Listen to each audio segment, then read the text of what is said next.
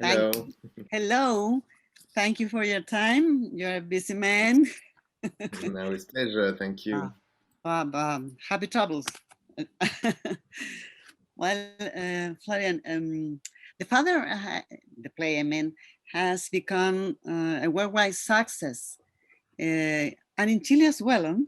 When did you decide to adapt the play into a movie?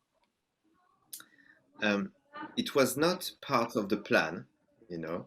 I wrote the play just to explore this story that was very important to me. I had some personal connection to it, um, as everyone in a way.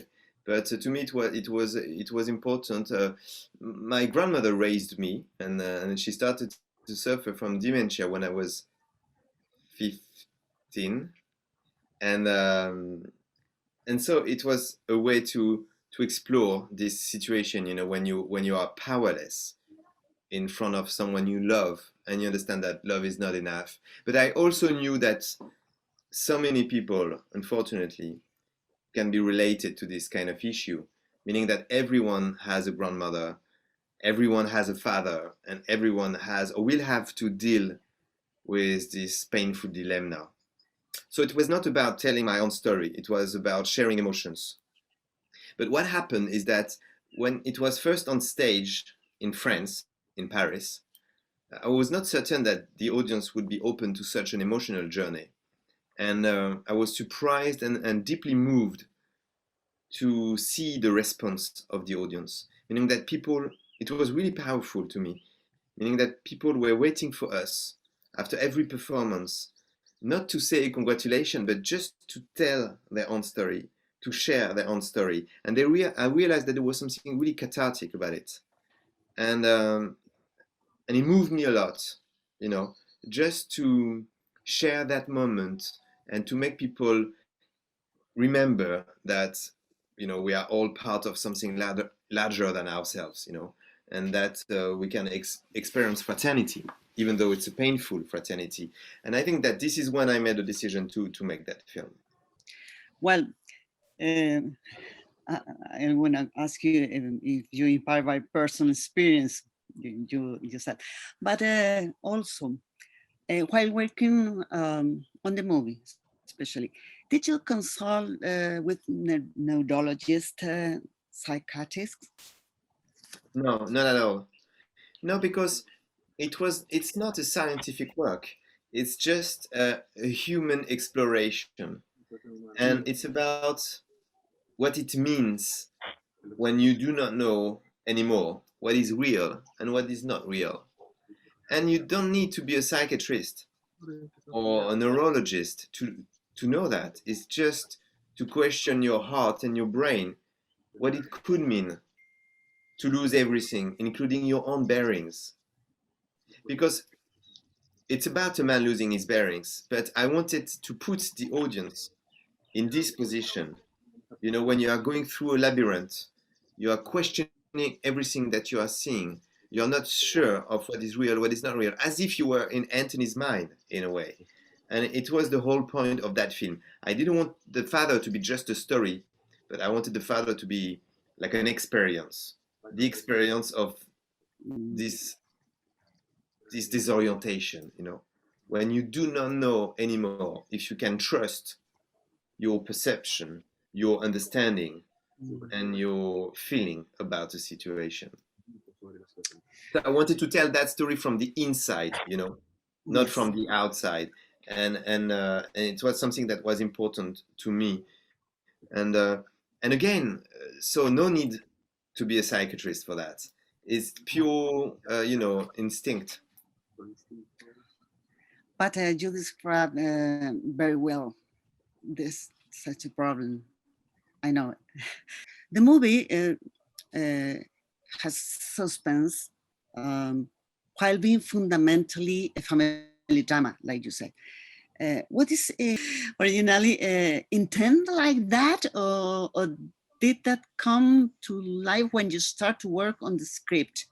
This makes us suspense and drama family. Yeah.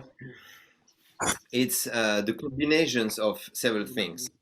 Uh, I really wanted to keep the narrative from the play, which is, as I said, to tell the story from the inside. But I had the intuition that the cinema, thanks to its language, could turn this experience into an even more immersive experience. So I wanted to use what the cinema can do and what only the cinema can do to to create that experience. And and I wanted that film to start as if it was like a thriller in a way at the beginning, as you said, um, because you are in Anthony's shoes, and when you are in your apartment and there is a stranger in your apartment pretending that this is his place, what you feel is anxiety and fear and sometimes rage.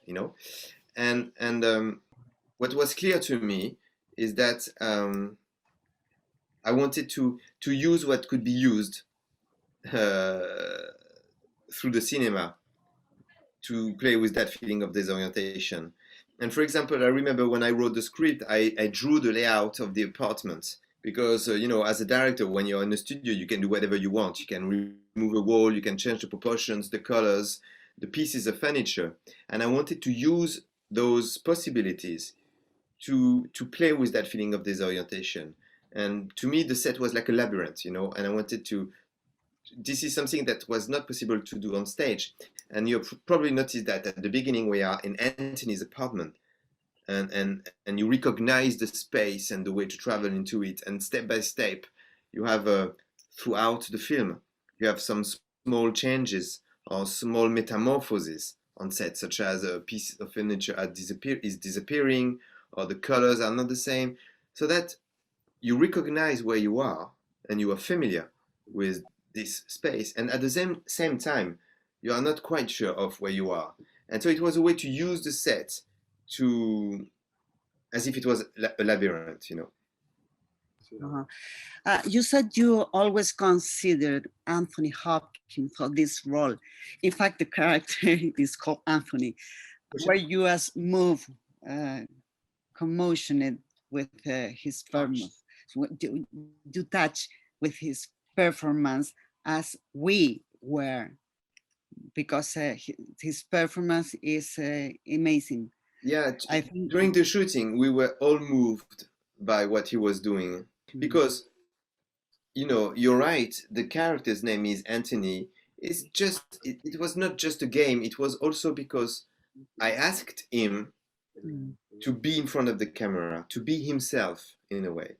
I didn't want him to be protected by a fictional character, because I didn't want him to be too aware of the disease or too aware of the story we were telling, because I was fearing that it could be like imitating an old man with the disease. I wanted to do something truthful and something impactful. And so that to achieve that, I asked him to be in front of the camera, to be Anthony, to be himself, and to use his own emotions, and to use his own fears, and to use his own feeling of mortality, to try to do this. And it was challenging sometimes. It was sometimes even painful, because the challenge was to not to do what he's known for, but to do something else. The challenge was to explore a new emotional territory, and to dare going to this very fragile and vulnerable place. And for him, it was about exploring something he was not familiar with as an actor. It was about becoming another actor in a way. And to me, it had to mirror what families experience in their intimacy. When you know someone, could be your father, your mother, someone you love, and you do not recognize, or you see that person that you know becoming someone else, someone you do not recognize. And I wanted that experience to be the same, meaning that we all know Anthony Hopkins. We are familiar with him. In a way, he's part of our family. And we see him becoming someone else, becoming another actor. And so he had to jump into the unknown as an actor as well. And so this is how we start. This is how we worked together. Oh, good. This year, two movies about all age were nominated to the Oscar. The Father and the Chilean documentary, The Mole Agent. The Mole is a different story, a different style, but both had made us think about how lonely the elderly become. Do you think this is a pressing topic in contemporary cinema? Well, what is the purpose of cinema? Is like it's like a mirror where you can watch yourself in order to question who you are and to question the way you live your life, and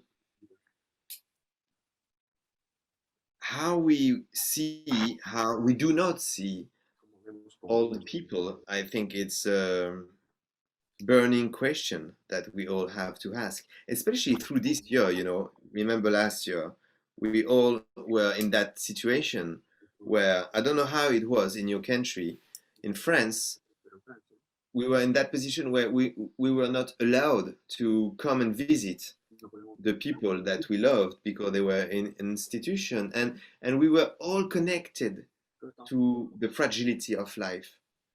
And this film is about fragility of life, and it's about, we are alive and it matters, and we have to make the most of it.